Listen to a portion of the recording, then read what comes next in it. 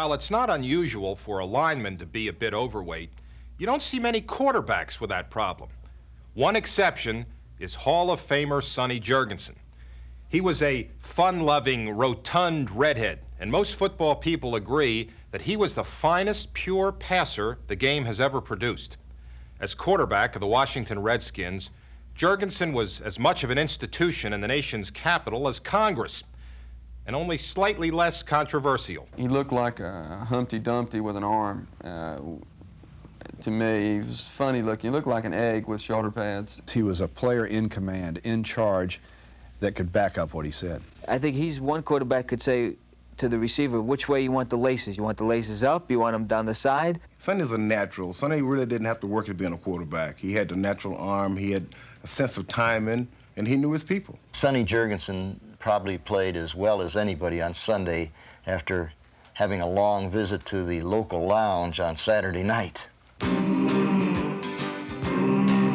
Despite a hairline receding north and a belly heading south, Sonny Jurgensen played 18 seasons in the NFL, mostly for a collection of woeful teams.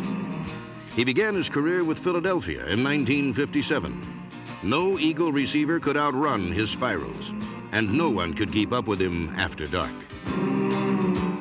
Slingin' Sonny was married to pro football, but wed to the night. We borrowed one day a mannequin. It was a male mannequin, then all the mannequin did was, when it was plugged in, was puff a cigar. It'd go over and over, and that's all it would do is puff the cigar, blow the smoke. And we took it back in a station wagon to the community club where we lived, took it to the 4th floor, and at night, after bed check, I proceeded to put it in my bed, cover it up real nicely, and turn it on its side, figuring that the coaches would see that and Sonny would not get caught. But Tom Brookshire, who lived next door to me, came in, plugged the thing in while I was out, and here the thing was lying in bed puffing smoke when the coaches came in, and obviously I got caught. Traded to the Redskins in 1964, Sonny's personal brilliance was obscured by dreadful teams.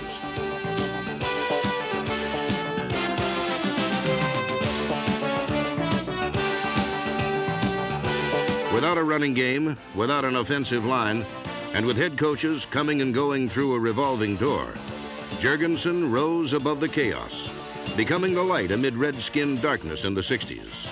Jurgensen never had the offensive line that the Washington Redskins have now, that your great football teams ever had.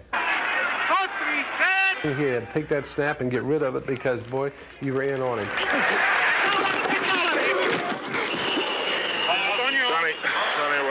I think he was good in that he had a real good vision of the football field, and he has a real good grasp of the knowledge of football. I think he was ahead of his time as far as picking up secondary receivers, knowing where a guy is more than likely to come open. It was like a rubber band. When you snap a rubber band and it breaks, that's the way Sonny was. And he could throw from anywhere, not only from here, he could throw like from the sidearm like this. He even threw a pass behind his back one time. And I mean, the guy's like 20 yards away. The quickness of his mind of being able to leave a receiver and connect with another one because that one was covered, and wham, the ball is gone. And that's Sonny Jurgensen. While acknowledged by many as the best pure passer in pro football history, his talents were not mounted on the twin virtues of a healthy mind or a healthy body. Sonny was a great connoisseur of wine. He loved wine. Also enjoyed drinking the stuff. Used to buy the real expensive stuff, $2 a gallon. And he would come in at practice some mornings, and the guys would ask him if he would yell the plays in from the sideline and just don't bother to get into this enclosed huddle. All the teammates were always on him, and the opponents would come up the line of scrimmage, guys would make remarks to him. I'd be playing offensive line, I'd start snickering, and guys making comments about Sonny's belly and stuff, and his condition. I always said I had a bad tailor.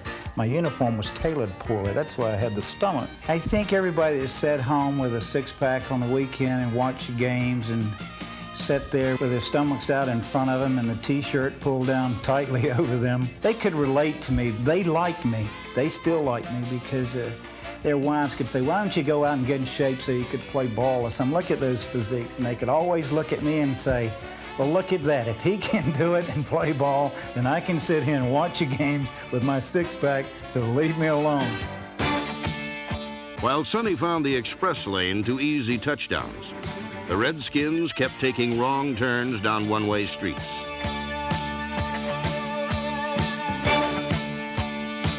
After 5 losing seasons, the Redskins and the Redhead finally saw open roads with the arrival of Vince Lombardi. I knew he was going to win. Our very first meeting that we had, we sat down and across from each other in his office, and he said, you know, young man, I've heard many things about you, some good and some bad. He said, I'm sure you've heard good and bad about me. He said, the only thing I ask of you is to be yourself. Don't try to emulate anybody else. Don't try to be something that you're not. You be yourself, and we're going to win.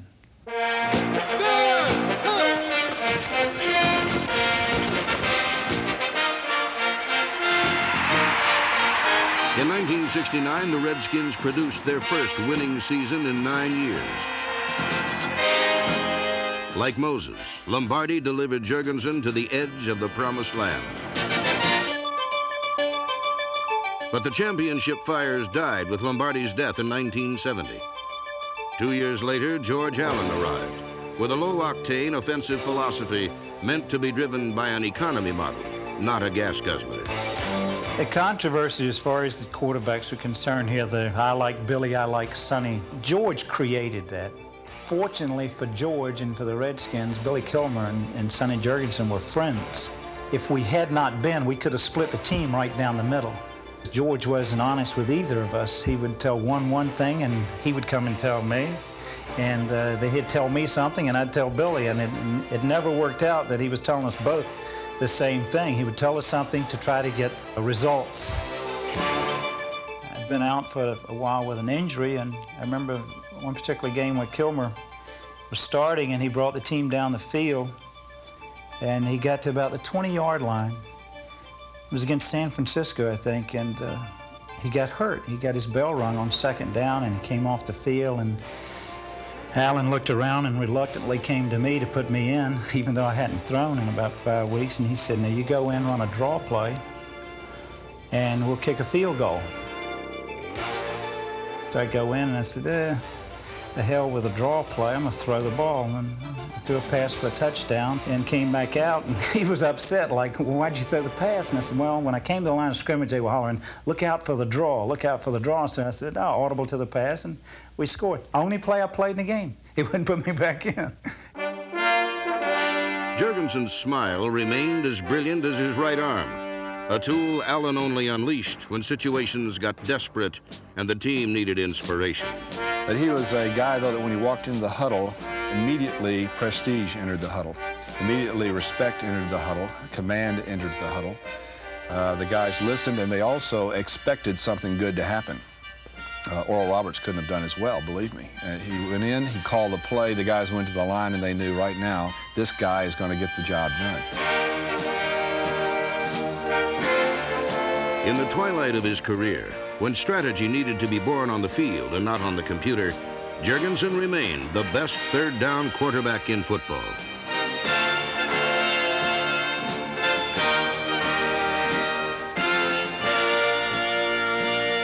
After years of wasting his talent on losing teams, Jurgensen was injured late in 1972, the year the Redskins won the NFC title. Denied the chance to play in a championship game, George Allen refused to allow him on the sidelines for Super Bowl VII, and he became the Invisible Man.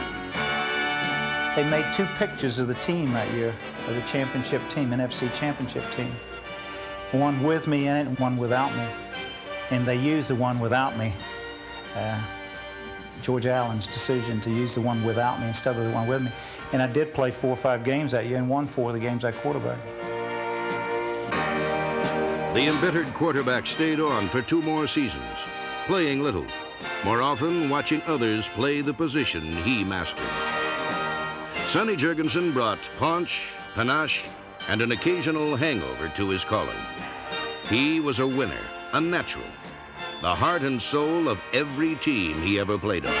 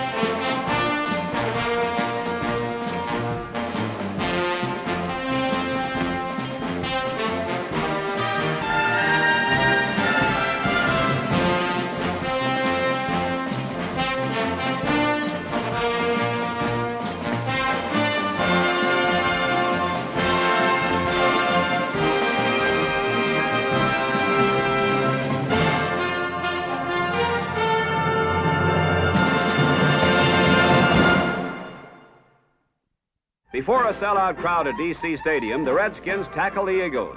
Washington and Philadelphia traded quarterbacks during the off-season, and this will be their first confrontation. In the opening period, Washington attacks. Fullback J.W. Lockett splits the Eagle defense for 14 yards.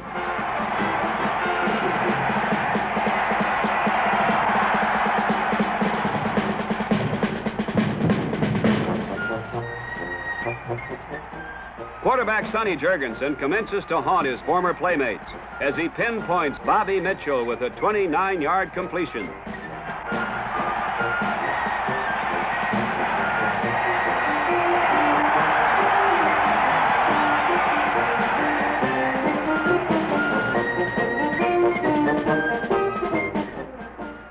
On a third down and long yardage situation, Jurgensen confers at the sideline with head coach Bill McPeak.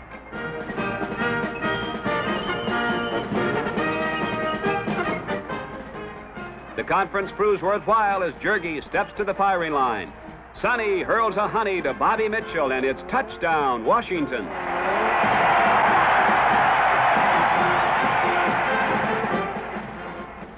The next time the Redskins get the ball, Jurgensen beats an Eagle blitz with a trick he learned while studying under the incomparable Norman Van Brocklin.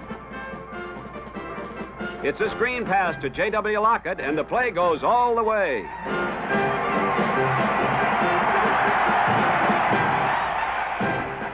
Jurgie is making the Eagles eat crow as he passes the Redskins to a fast 14-point advantage.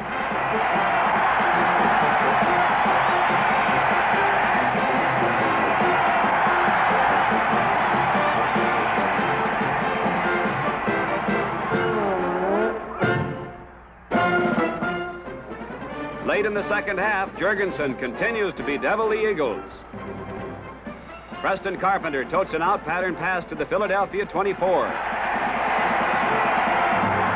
There's a flag on the play, and Jurgensen is in obvious disagreement with the officials, who allege that an ineligible receiver was downfield. As is the custom, the officials win the discussion. Undaunted and undismayed, Jurgensen hangs in there, and Sonny throws for the money.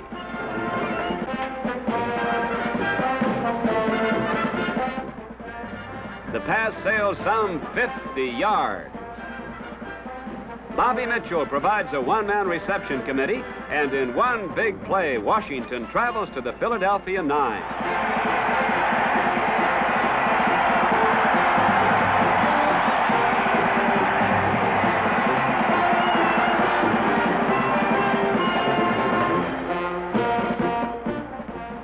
With 15 seconds left in the half, Sonny rifles a pitch to Mitch as Washington strikes it rich. Thanks to 3 touchdown passes by Sonny Jurgensen, the Redskins race away to a cozy 21-point halftime spread.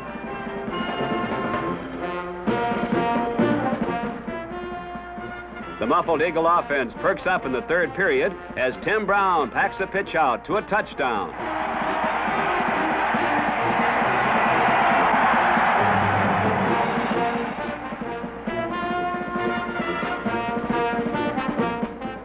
The green and white have just begun to fight. That man Brown is back in the scene, romping through the Redskin reservation for 36 yards.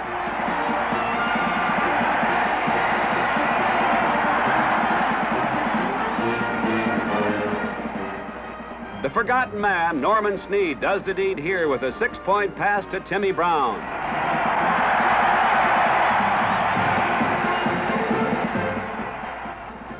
This touchdown puts Philadelphia back in the ballgame at 21-13.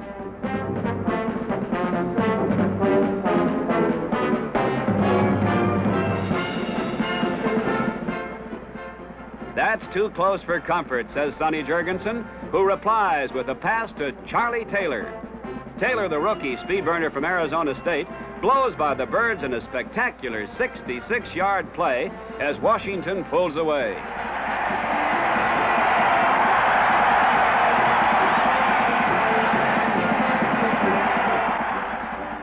Adolph Christian's Sonny Jurgensen throws his 5th touchdown pass of the game as he lays it on the Eagles with a scoring shot to Taylor.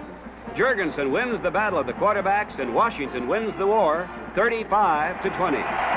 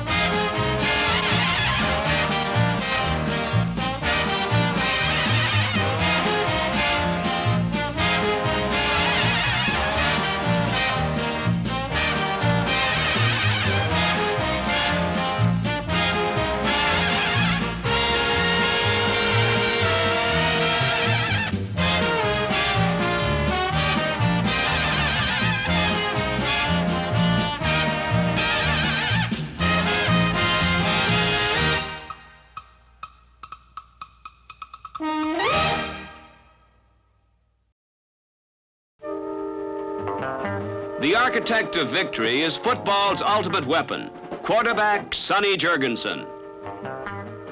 Sonny Jurgensen has survived in pro sports' toughest league, a league where a quarterback's mind must be as quick as his arm, and where cascading armadas of beef are bent on his destruction.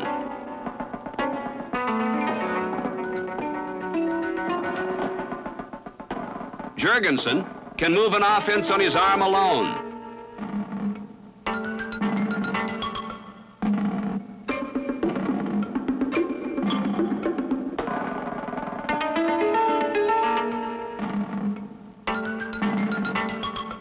He exploits weaknesses and probes zones until the key to victory is found.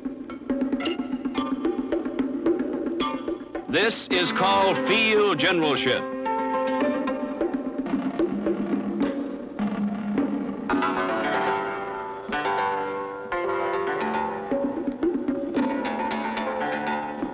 Inside the 20, precision and timing are paramount,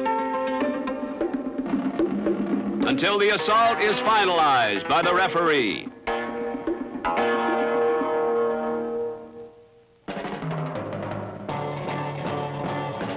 Jurgensen is blessed with the receiving corps unmatched in pro football. Tight end Jerry Smith has sure hands.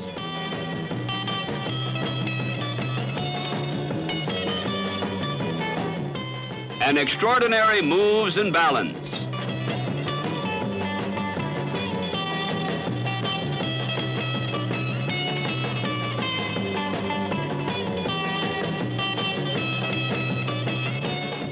The strategic pass in important situations is thrown to Smith.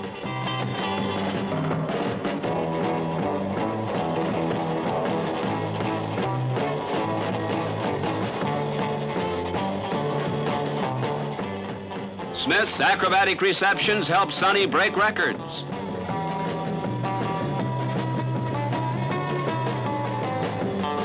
And more importantly, win ball games. Elusive Bobby Mitchell is one of the most feared receivers in the NFL. And gifted with a bag of deceptive moves.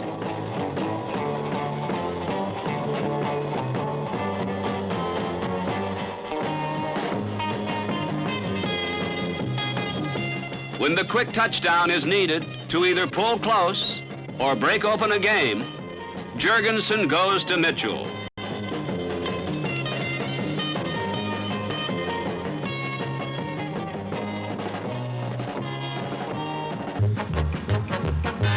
This is one of the records, and this is the man with the quickest release in football. Christian Adolph Sonny Jurgensen is a quarterback like none other. There has never been a man alive who can throw a football like Sonny Jurgensen. In 1967, Jurgensen attempted and completed more passes than ever before in a single season. Passing yardage gain totaled more than 2.5 miles, an NFL record. His 31 touchdown passes make him only the third quarterback in history to complete more than 30 scoring strikes in a single season.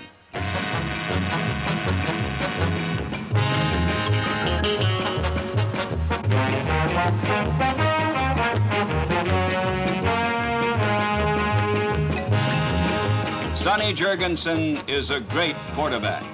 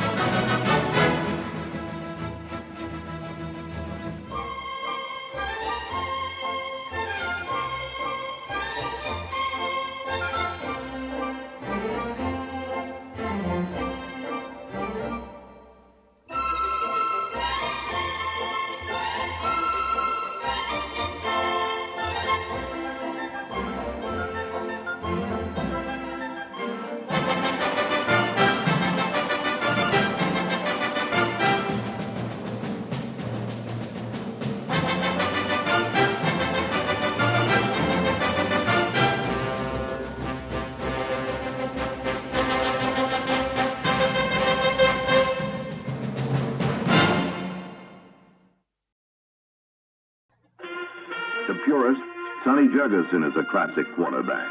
He's a pocket passer with superior technical skills. His philosophy of quarterbacking can be traced to his early years when he understudied the great Norm Van Brocklin. Having played behind Norm Van Brocklin in Philadelphia was the most important part of my career because I had an opportunity to sit on a bench and observe one of the finest quarterbacks that's ever played the game. But the success of in his passing skill or of any quarterback's passing skill depends on the amount of time he gets to throw the ball and also on the type of receiver that he has to throw to. The only way you can complete a pass is for someone to be in the open to catch the pass and also to have the time to throw the ball and get the ball to him. Myself, I've always been a pocket thrower. I guess I learned that from Van Brocklin. I drift somewhat in the pocket in order to throw through the gap, so to speak, is what I consider it myself doing. In order to throw the ball through the gaps, you have to move left to right according to the pressure the defensive line is putting on you. You have to be able to see your receiver, see the secondary coverage. And the only way you can do that, to look over these monstrous defensive linemen, is to move in between the gaps and not throw the ball directly over their heads. When the pocket is penetrated, Jurgensen is flexible and drifts either right or left, looking for the open man.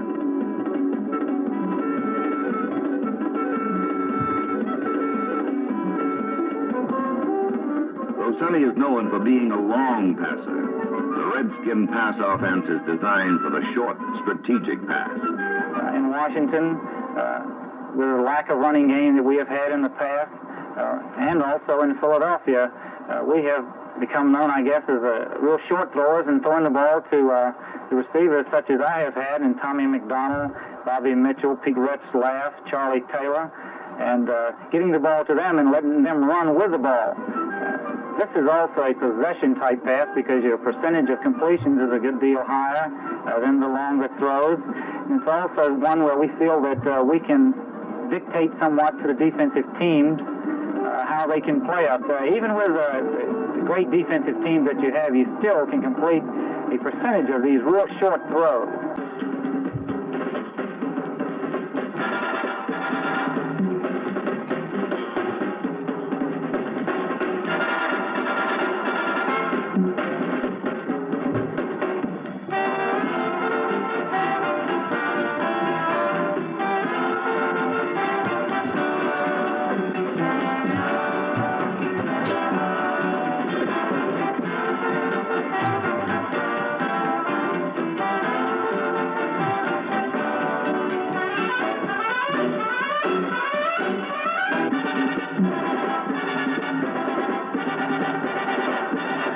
Each man has a specialty.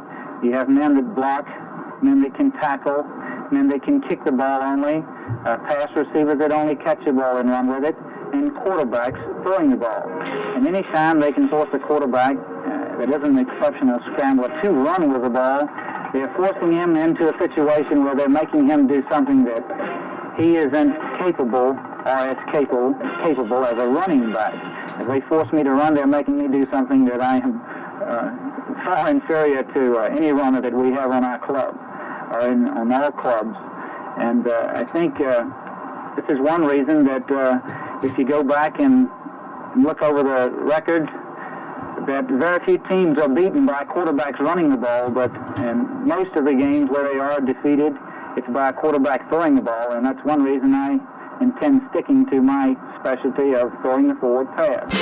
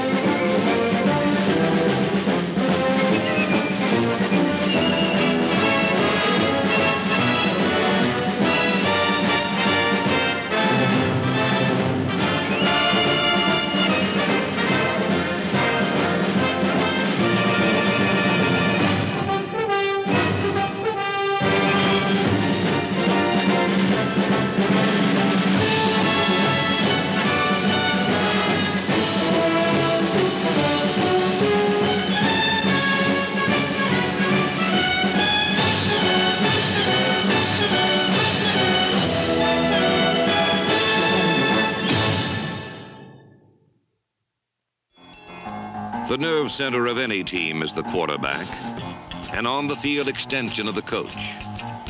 In Sonny Jurgensen, Vince Lombardi has what he calls the best quarterback he's ever seen. No one argues.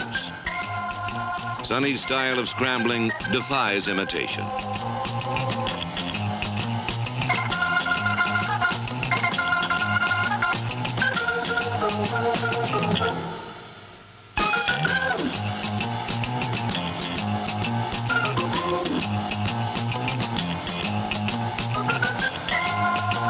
But what he does best is throw that seed.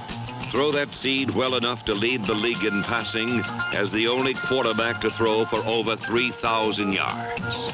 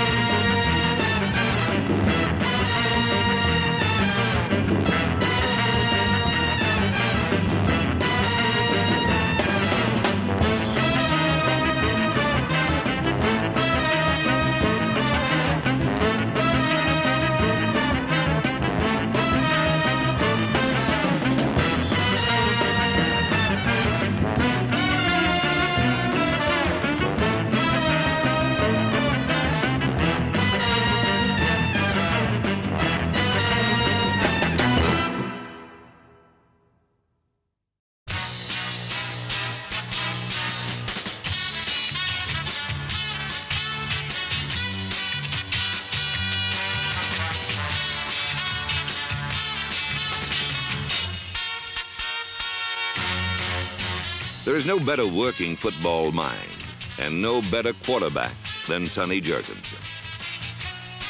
In 1970, Sonny rated the second most efficient passer in pro football, but statistics don't begin to measure his full value because slinging Sonny is second to none.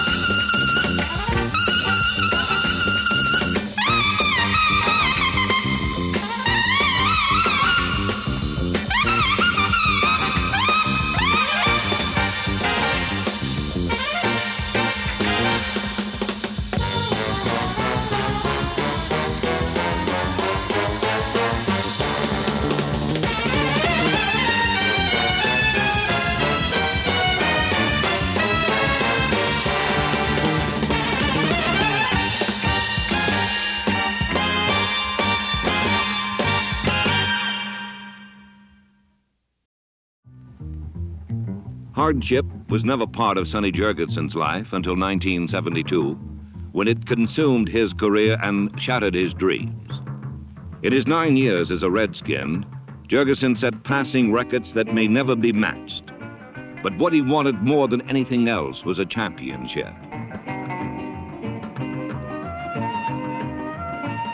In the beginning of the season, he led Washington to 3 crucial victories, including a thrilling come-from-behind win over the Dallas Cowboys.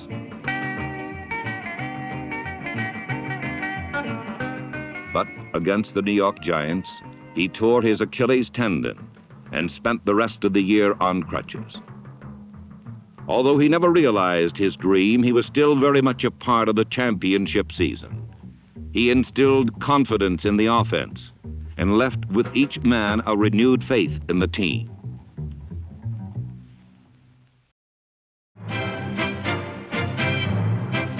With Billy being the macho good guy and natural leader, and with Sonny being the slickest and smartest arm in the game, there had been some concern between them about who was number 1, until Jurgensen ruptured his Achilles tendon in 1972. Then the burden clearly fell to Kilmer. But Jurgensen made a near miraculous recovery, and when he seemed content to accept the number 2 job backing up his friend Billy Kilmer, many suggested that he had grown complacent and lost his competitive edge. But there was nothing torpid about the torpedoes that Sonny cut loose on game days. And together, Sonny and Billy took turns sparking the Redskin attack through the early season.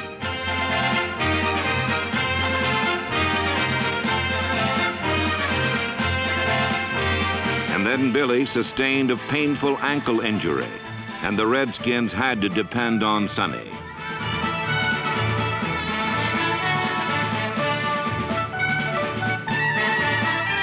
Once as indestructible as Santa Claus, Jurgensen had become increasingly brittle, and now all of Washington collectively held its breath.